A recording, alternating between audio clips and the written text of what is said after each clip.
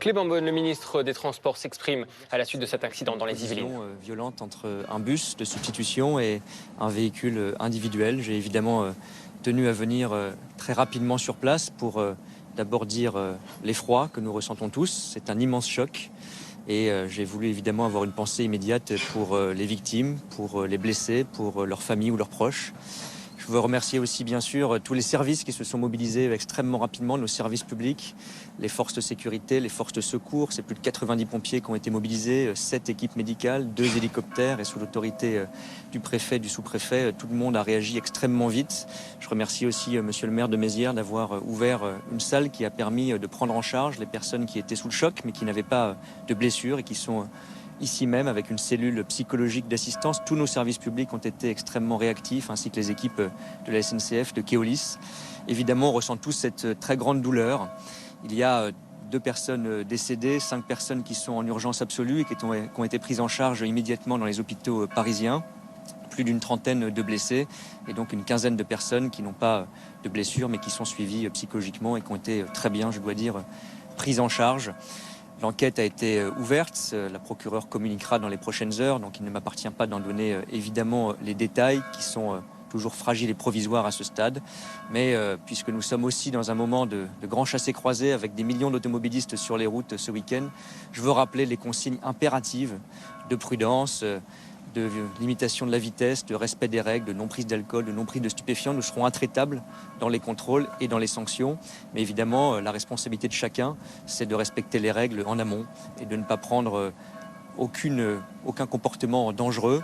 Quand on est au volant, on a sa propre vie et la vie des autres entre les mains. C'est un message de vigilance, de responsabilité, de très grande fermeté que je veux aussi rappeler face à ce choc tragique.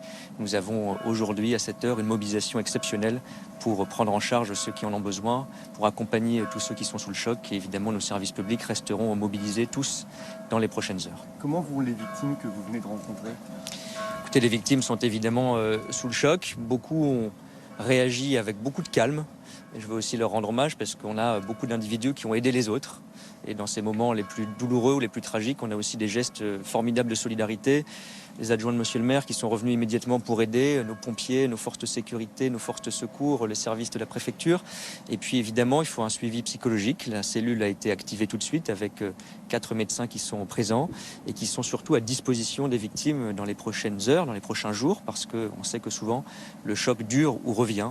Et donc on a des gens courageux, très dignes, qui évidemment subissent un choc et qui seront accompagnés comme il se doit dans les prochains jours, dans les prochaines semaines s'il le faut. Les bus de substitution de la ligne J continueront-ils de circuler ? Alors les bus de substitution sont évidemment nécessaires parce qu'il y a des travaux pour améliorer le fonctionnement du train sur la ligne J. Donc les bus de substitution vont continuer. Il y a forcément des réorganisations et des perturbations dans les prochaines heures. On aura évidemment besoin de ce service de transport public. Beaucoup disaient qu'ils étaient évidemment ce matin autour de 7 heures dans un bus pour aller au travail et veulent qu'il y ait des solutions qui continuent à leur être proposées dans les jours qui viennent. Évidemment, pour les victimes ou les personnes sous le choc, l'heure est retrouver les proches, à revenir à la maison. On met en place des services individuels pour accompagner chacun. Mais nous continuerons à avoir cet effort de bus de substitution. Évidemment, ce sont des solutions temporaires. Le but, c'est de retrouver partout des lignes de train qui fonctionnent le mieux possible. Est-ce que le conducteur de la voiture est délocalisé ? C'est l'enquête qui le déterminera. Il y a une recherche, en tout cas, qui a été engagée pour vérifier ce point. Et donc, il est trop tôt pour l'affirmer, mais il y a un risque, effectivement, qu'il y ait eu un comportement alcoolique. Et donc, je le dis, au-delà de ce cas particulier, c'est à la procureure qu'il appartiendra de donner les éléments qui doivent être précisés, documentés. Donc, il est trop tôt à cette heure, mais c'est aussi un rappel absolument nécessaire de vigilance pour chacun, de respect strict des règles.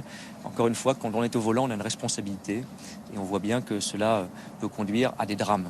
Et on ne peut pas tolérer dans notre pays qu'il y ait chaque année plus de 3000 morts sur nos routes. Et l'immense majorité sont évitables si chacun prend ses responsabilités. Nous serons avec le ministre de l'Intérieur très fermes sur les sanctions, les contrôles. Les forces de l'ordre sont mobilisées, notamment ce week-end. Mais il faut évidemment que chacun ait aussi un sens des responsabilités, de l'attention aux autres. Merci beaucoup. Pour revenir sur les circonstances de l'accident, est-ce que vous confirmez que le conducteur roulait à contresens ? Et là aussi, l'enquête déterminera exactement ce qui s'est passé. Il semble qu'il y ait eu une collision Donc à l'évidence que ça n'était pas le bus, le conducteur était mal engagé ou à contresens. L'enquête précisera exactement le déroulé des événements, c'est ce que disent les témoins aujourd'hui. Mais en tout cas, il y a eu un comportement dangereux, manifestement. L'enquête sera à même de préciser tout cela. Il y a une garde à vue qui a été décidée. Donc on a des circonstances extrêmement graves, d'abord extrêmement douloureuses, mais aussi extrêmement graves. Et l'enquête le précisera, le procureur s'exprimera dans la journée. Mais manifestement, le conducteur du bus, dont je veux saluer aussi l'engagement, parce que lui-même a été blessé, heureusement, semble-t-il, légèrement. Il a essayé d'éviter, pour protéger les passagers, la cinquantaine de passagers qui étaient à bord, la collision, qui n'a pas pu l'empêcher. Le bus, heureusement, ne s'est pas renversé en prolongeant sa course en dehors de la route.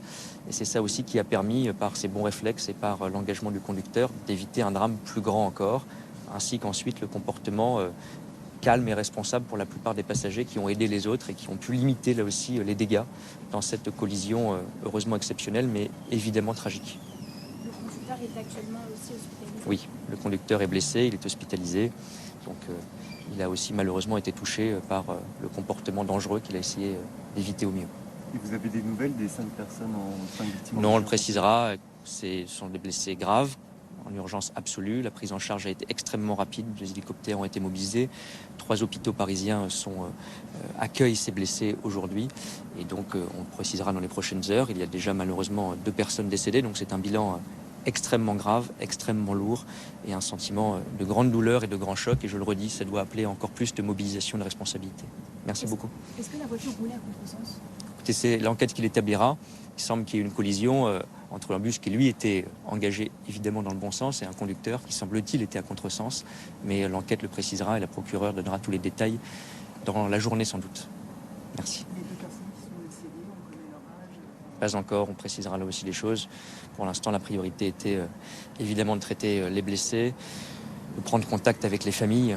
Et c'est déjà une très grande douleur. On précisera tous les éléments par l'intervention de Madame la procureure aujourd'hui même. Merci beaucoup.